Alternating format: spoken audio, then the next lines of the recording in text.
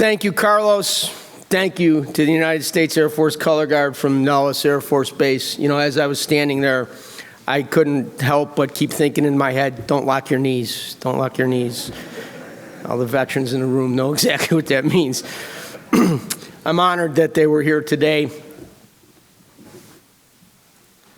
Sisters and brothers, it is my honor and pleasure to call to order the 2025 PASS Convention and welcome to Las Vegas.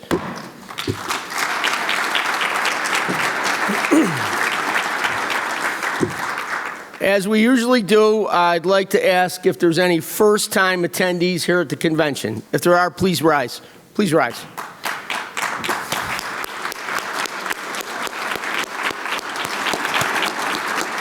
Thank you. Thank you for being a PASS activist. I'm sure you're going to learn a lot this week from your fellow union members. I want to thank some people that are responsible for just about everything you see here and that is happening this week. The skill and the ability, not to mention the hard work that goes into planning and executing a convention like this is absolutely spectacular.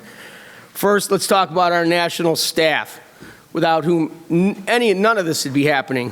First, he's in the back there. He's going to hate that I do this. Deputy Counsel Stefan Sudich, please raise your hand at least.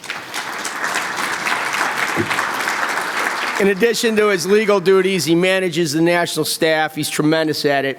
And he coordinated our convention prep meetings, and that was the glue that really kept all this together. Communication Director Liz Doherty, please wave back there. Her persistent efforts to make contacts with the media and build relationships with our memberships through social media have been crucial to our success. Liz was laser focused on keeping our convention checklists up to date. Them checklists, she kept pulling them out all the time. And she led the packing team last week when it came to getting everything ready to ship out, or 2 weeks ago. Our office was just filled with boxes. Organizing and Member Education Director James Rinaldi, where are you, James? He's around here somewhere. James has become a key advisor to me when it comes to checking in on the pulse of the workforce and helping me come up with organizing strategies. And I will tell you, those organizing strategies drive the lawyers out of their minds, which is sometimes a good thing. James had a lot of interaction with Caesar's Palace, from the initial site visit to working on contracts and other matters. We have a new addition to our team, our organizing assistant, Kathy Miller. Many of you know Kathy. Where are you, Kathy?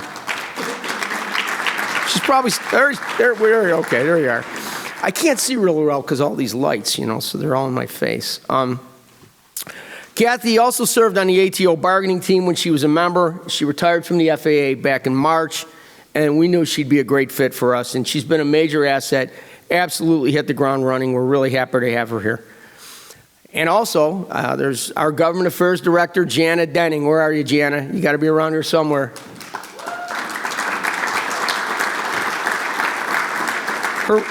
Her background and political seasoning in D.C. have been instrumental in creating the influence that is changing the way stakeholders and Congress see our union. Jana ran point on rounding up all the speakers this week who have been gracious enough to attend and speak with you. Emily Edwards, our Member Services Manager, is not in attendance this week, but I want to give a shout out to her for her usual attention to the detail she provides. General Counsel Denny Rose's advice from me and the legal acumen he provides during some trying times is indispensable. Denny will be on stage this week, along with our longtime friend Joe Kolick, who again is willing to keep us in line and occasionally entertained with his unique style of chairmanship and parliamentarianism. Guys, they're over there. Wave to everybody. Also here is Assistant Counsel Christina Decker, CD, as she's starting to become known in the office. Denny's coined that. Christine has become an arbitration superstar for us lately, and I got to say her poise and her steady demeanor help round out the PASS legal team. She's going to be assisting and tracking the convention business on the floor. Where are you, Christina? You in the back somewhere?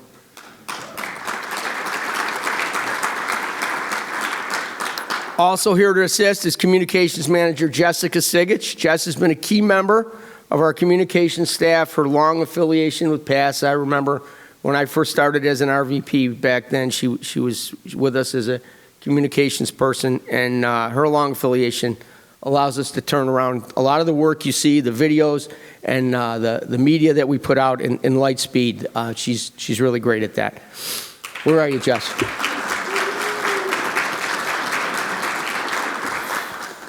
Let's not forget our administrative assistant, April Norville. You probably have called the national office. You've heard her very pleasant, sweet voice. She's holding down the fort there, and she does the day-to-day work that keeps us rolling around. If you do call the national office, please remember to thank her when you talk to her on the phone. She did a lot of work last week to get all the materials here for convention.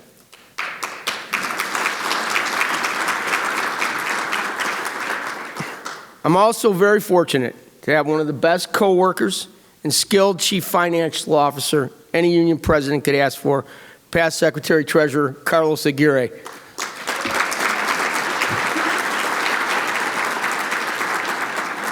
And certainly, the past executive board is here. Bob Seagrave, where are you, Bob?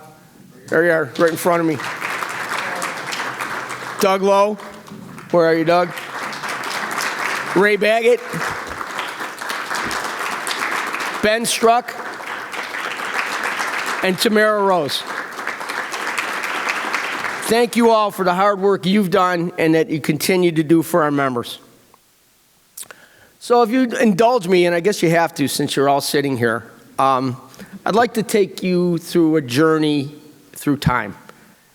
2 years ago, in my opening address at the Pittsburgh Convention, I told you we were on the verge of becoming a great union.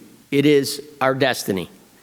But that journey started 50 years ago when a handful of technicians took time off work, paid their own way, stood in the elements outside the Academy in Oklahoma City and other FAA facilities around the country, handing out union interest cards to start up a union, this union. They had no email, no computers, no internet, no cell phones. The research they conducted on potential union members across the country were gathered on handwritten spreadsheets. We have some of them at the national office now, by the way. They were armed with only typewriters and whatever paper and envelopes they could borrow from the FAA offices they worked at. Read what you will into that. They drove their own vehicles across the country on their own nickel. They shared hotel rooms, sometimes slept in their cars. They usually had run out of leave by Memorial Day, and often they had to forego a paycheck to continue to pursue their vision of starting a union, this union. Some of our original members told me these stories, and I sat there and wrote this stuff down on a bar napkin in D.C., and I know I have it somewhere, and I will find it and take it back to the national office. They saw the creation of PASS as a crucial need, and they believed in that pursuit not only as a right, but their destiny. Their tasks were mighty. Their problems were plentiful. There were 11,000 technicians across the country, about the same number of employees that we represent now. Their issues seemed almost insurmountable at the time. Our past predecessors were still a decade away from OSHA standards for workplace hazards on issues such as trenching, noise, hazardous energy. Overtime pay was limited to the GS-11 Step 1 rate. Some of you may remember that. I remember it. I'm sure it won't surprise you to learn that staffing was a major concern. There were no grievance procedures, and an employee could be suspended or terminated with little due process. The Civil Service Reform Act of 1978 had not yet been passed. But eventually, their efforts paid off. In 1977, the Professional Airways System Specialists were officially recognized. It took a few years to consolidate the fledgling unions across the country, but they established them all locally. But in the early 1980s, we were negotiating our first collective bargaining agreement, and they signed it in 1984.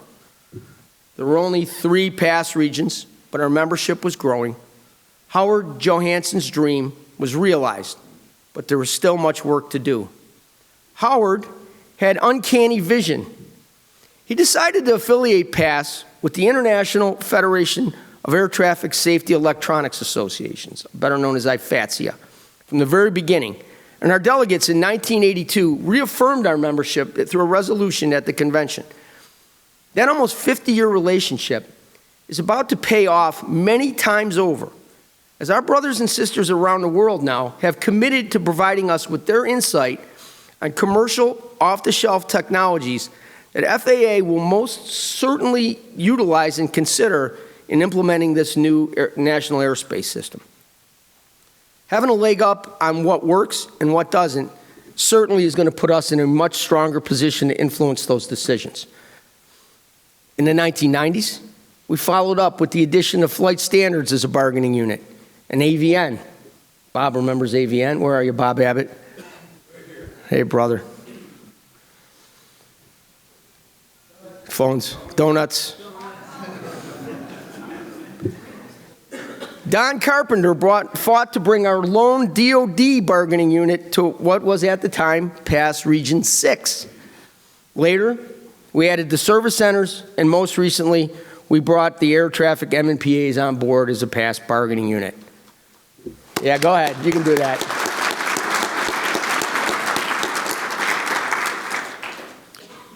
In 1994, we started the PASS PAC with $14,000 in contributions. Today, the PASS PAC is over 30 times that amount. And I know it's going to grow significantly this week with your help, because I know you've already heard the PASS PAC pitch, and you'll hear it from me in the hallways all week long. Thank you if you are contributing to the PAC or if you've done so this week. We continued building on our contracts with new CBAs in 1992, 2000, 2012, 13, 17, 18, and now the most recent, which you have ratified in 24 and 25. We needed to guide this union through much turbulence, and it was never easy. The country has had recessions, tragedies, wars, and we've even had to battle anti-union animus in the Congress and in the White House. We've navigated 8 presidential administrations, 9 if you count this one twice. I don't know if I should say that or not. But Denny already saw my speech, so I guess it's all right.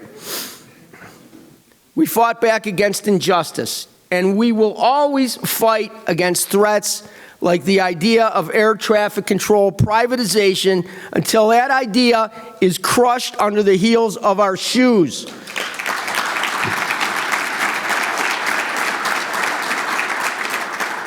We must never let our guard down against that effort, not only to take away your livelihoods, but to diminish the effectiveness and safety of the United States air traffic control system. What PASS has accomplished over the history to date affirms my belief that there is no limit to what we can do together if we do not care who gets the credit. To remind us of our journey, we've created a display at the union's national office of our history, and if you come to DC, please stop by and take a look at it. We've got the history to pay tribute to our predecessors and the work they did, and there's some really interesting pieces of history there. And I want to say we got a lot of it from one of our founders who recently passed away, Bud Long. He was one of the original founders of this union, and without him, we would not all be standing here today. So let's take a step forward to 2025 and talk about where we are right now. It has been quite a year, to say the least. The unveiling of numerous executive orders since January 20th, targeting unions and federal employees, was not a surprise to most of us, but I don't think any of us were prepared for the impact that it would have on every aspect of what we do. From the beginning of this administration, federal employees were on notice that we had a target on our backs. When making decisions that affect the efficiency of the NAS, we in this room understand better than most that introducing something that seems to be a minor change can align those metaphorical holes in the Swiss cheese. That's what we strive to avoid every day. Introducing risk into the NAS must be avoided if possible, and mitigated when it can't. Under no circumstances should it be ignored. We will always use the collective voices of organized labor to ensure that does not happen, because we all know how high the stakes are. Despite all the challenges, we have so far been able to weather the storm. Many of these actions set the table for legal battles and has put some federal unions on the verge of collapse. Our union brothers and sisters at AFGE, NIFI, NAGE, NTEU, and SEIU have borne the brunt. Just last week, our brothers and sisters who work for the VA had their contracts nullified. Over 400,000 employees at that agency no longer have collective bargaining rights. Dues withholding have been stopped, and those unions have lost millions of dollars, affecting the resources needed to fight those battles. They've had to lay off scores of employees at every level to cut costs and survive. Our small unit at DOD was also a casualty of these anti-union actions, and they've lost their bargaining rights. Still, our membership is at record numbers. Record numbers. Give yourselves a hand, because you're responsible for that. We must use that leverage to educate the public and Congress on how we are the backbone of technology and oversight in aviation. We aren't out of the woods by any stretch of the imagination, and we must be prepared to address the possible pitfalls. Yet, here we stand on the verge of being a major player in the development of this brand new air traffic control system. We see opportunities to work with this administration on rebuilding the NAS, and we are going to seize on those opportunities.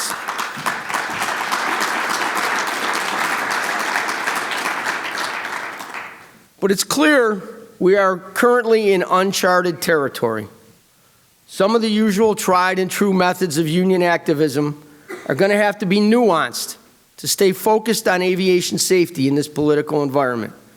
We're certainly going to continue to address violations of our CBAs specifically through the grievance process, but we're going to have to be prepared in some of these high-profile cases to explain how aviation safety is directly impacted. If we do, we'll maintain control of the narrative, and we will continue to fight, to live to fight another day. Remember, brothers and sisters, federal labor has been decimated and is under assault. And those of us that remain must now stand strong to carry the flag of organized labor in the federal sector. America's labor movement is counting on us to succeed in that endeavor. The importance of what we do now is front and center, and it needs to remain that way. We'll defend our CBAs, and we will prioritize funding for FAA jobs and technologies at this critical moment in aviation. The fight and determination you have has manifested itself in many victories. I want to talk about some of those right now. Our staff at the national office deserves more credit than I can bestow in this short speech. At least I think it's short. You probably don't. Within hours of the Valentine's Day massacre of 132 past probationary employees' jobs, the staff were all by my side at the national office on a holiday, and we worked until about 11 o'clock that night as we engaged in a campaign to get their jobs back, including weekends going forward. Liz coordinated dozens of interviews that put us on CNN, NBC, Fox, and other national networks. I want to give Liz a hand for all the work she did.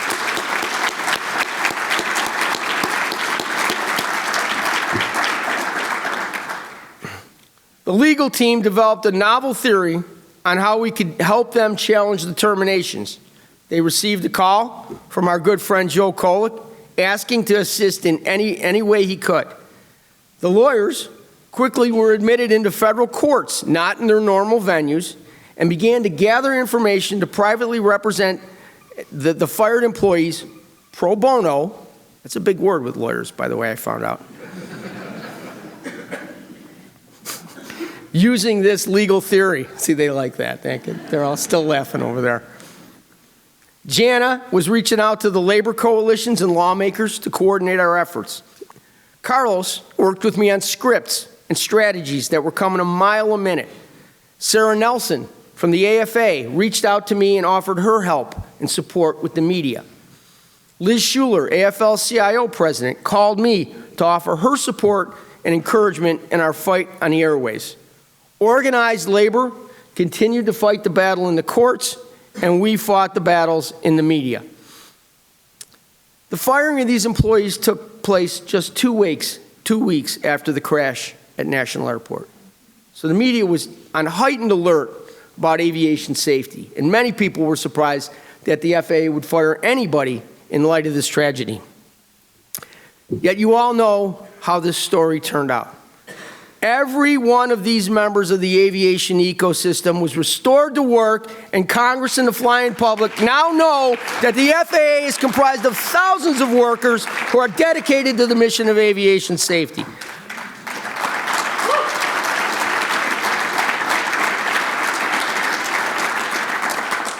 She already knows I'm going to ask her, but one of those probationary employees, Dorian Flores, is here today. Please stand up and be recognized.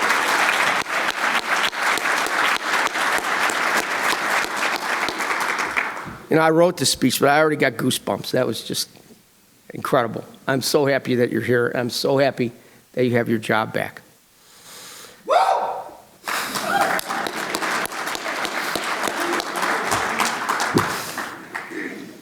When I came to D.C. as your 6th national president in 2021, I asked our legal team to file a challenge with the Office of Personnel Management regarding the failure of FAA to pay overtime to the SECMs that spent hundreds of hours overseeing the COVID cleanings.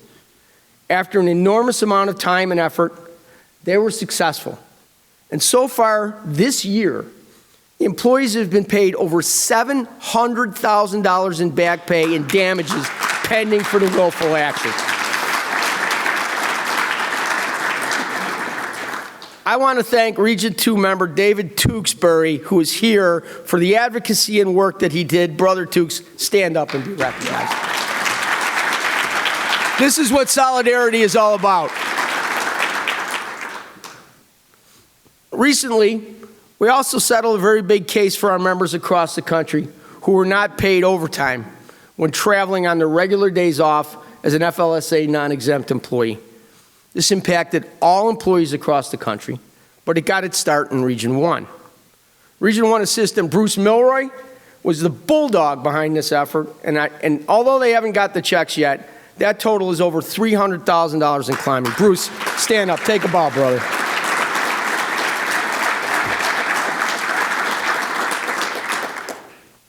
We still have challenges, though. The telework policy, you guys didn't think I was going to bring that up, did you? That FAA unilaterally implemented and utilized to ignore the provisions of our CBAs has had an adverse impact not only on the morale of our members, but the efficiency of how we oversee the national airspace system. In flight standards, the FAA has been building an oversight process for decades that didn't require us to follow the airlines and industries all over the country by using remote employees and telework situations. It's a solid and efficient business model that made it easier to oversee the industry. As hundreds of employees have been forced back to facilities that they have no direct contact with their coworkers, and some have never even been at these facilities, the smart business model approach that has effectively been ignored, leaving employees sometimes to drive hours to a building they might never have been prior to this edict.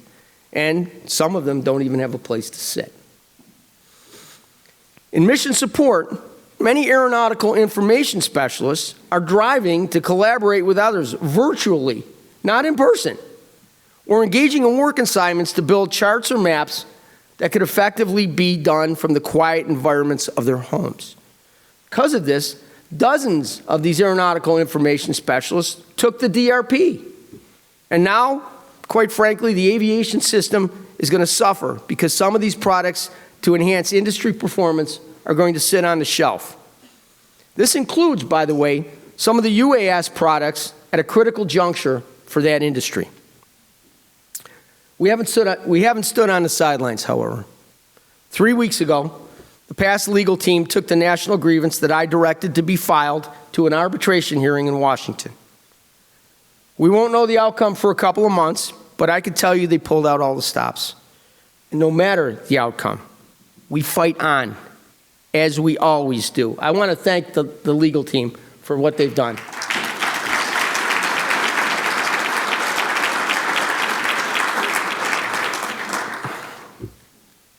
Teddy Roosevelt once said, "The credit belongs to the person who is actually in the arena, who strives valiantly, who errs, who comes up short again and again, but actually does strive to do the deeds.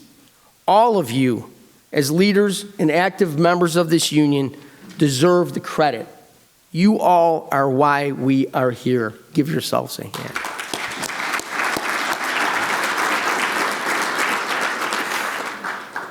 So where are we going?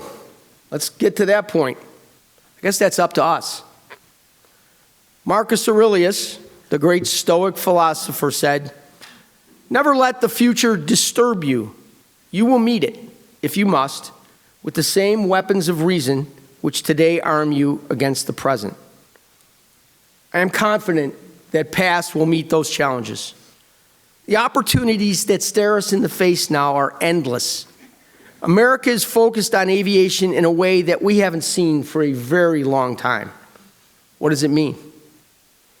It means that America is focused on us. There's not an appetite right now for privatization.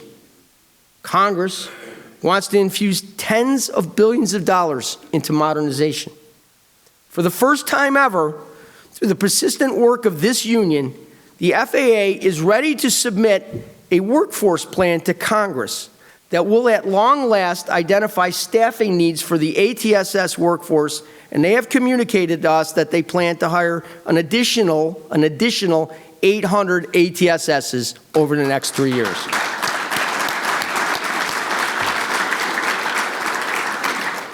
We're going to work hard to ensure that they've got the funding dedicated to carry that out.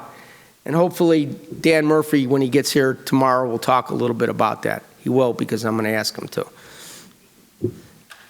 Unmanned aircraft systems are the next frontier. That means AVS will need to expand its ability to oversee this industry by increasing the number of inspectors. Besides the legislative hurdles it's going to take to make that happen, and the training for our current workforce, qualified inspectors for that industry will have to be recruited and clearly retained.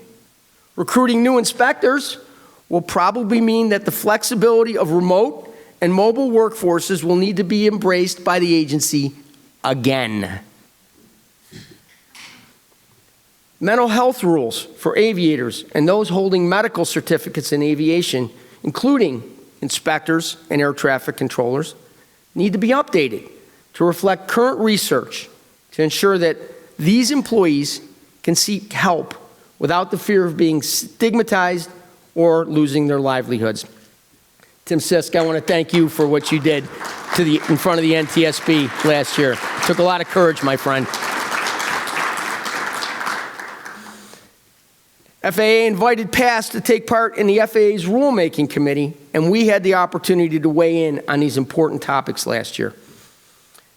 Let's talk about creating a true predictive safety model, not only in all aspects of aviation oversight, but in manufacturing and air traffic control technology. It's the next frontier.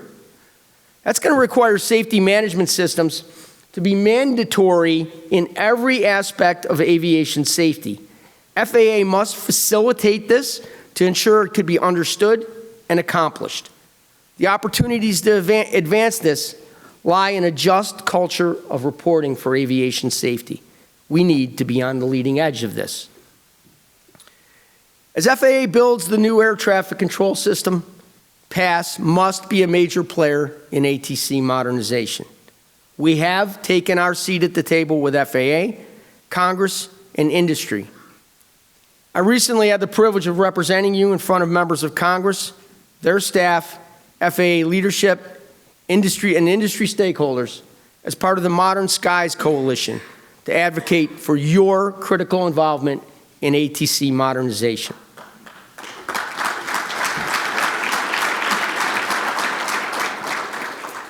The political relationships we've built in this community has created a network of allies that have the ears of lawmakers, FAA, and the public, that builds your reputation and creates power for this union. We need to strengthen that effort. So today, I'm calling on the National Legislative Committee to present a resolution to this body to bring back the Pass in DC Lobby Day. Our increased membership has expanded our resources, and it's time that you all marched on the Hill, as other unions do, and let Congress hear from you in one voice on one day.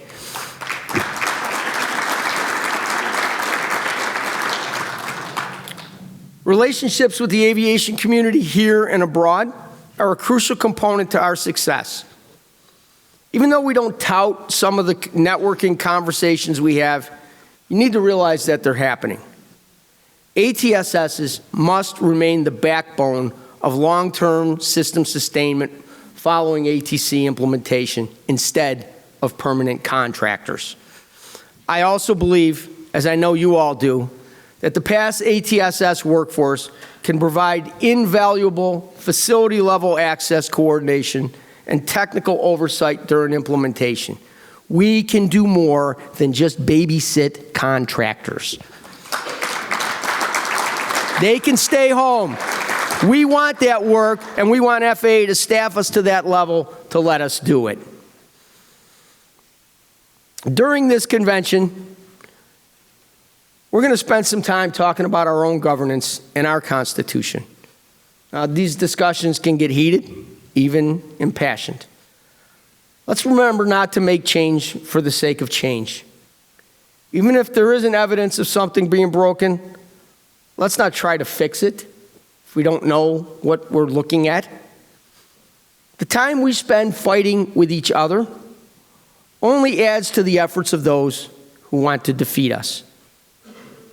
When we win against each other, we're diminished as a union by spending our valuable resources to destroy ourselves. That only serves those who wish to destroy the labor movement. Remember the theme of our convention. We need to be all in to win. This is service leadership, my friends. We must always do this work for the membership, and remember that leaders eat last.